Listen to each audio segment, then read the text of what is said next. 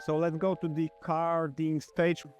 So going from that stage, in order to make the yarn, spinning it on a hand cartwheel or whatever is the name for the hand spinners, you just take it out like that and you just spin it. So essentially that's the stage from which you can already spin.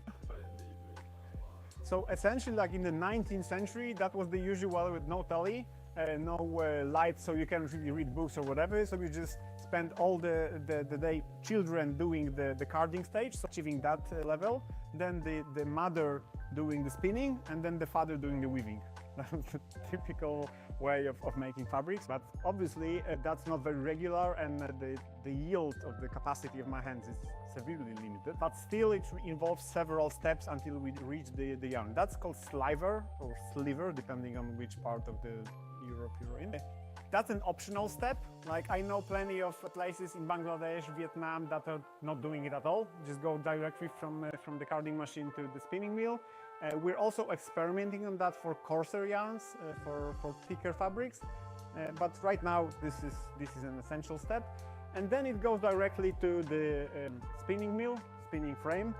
It is a very small scale enterprise. Well, it shouldn't even be called enterprise, like spinning facility.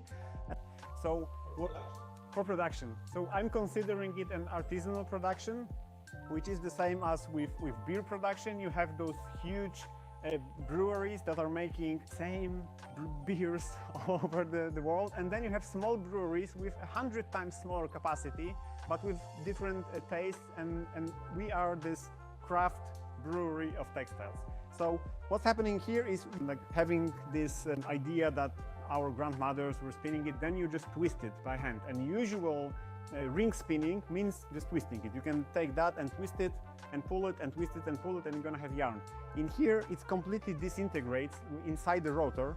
That's a piece of machinery that was designed by the Czechoslovakians in the 60s. So it's relatively, in the textile world, it's a brand new technology, because most of the equipment, like the carding wheel I've been showing you, was designed in the middle of the 19th century, and nothing changed. It's exactly the same piece of machinery. I have a 100-year-old one, I'm going to show you later. It looks exactly like the new one. In here, the rotor is spinning at several tens of thousands of RPMs. So this is actually a very slow one. We're doing it like low and slow. So it's only 40,000 RPMs. New Swiss ones are operating at 120,000 RPM. So it's like essentially just spins so fast that the fibers going in are twisting by the centrifugal force.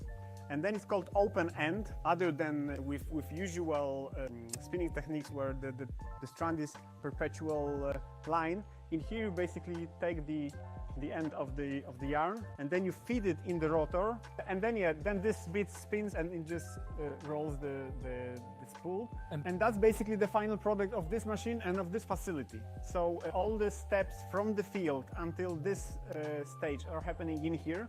And then that goes to either weaving or knitting facility.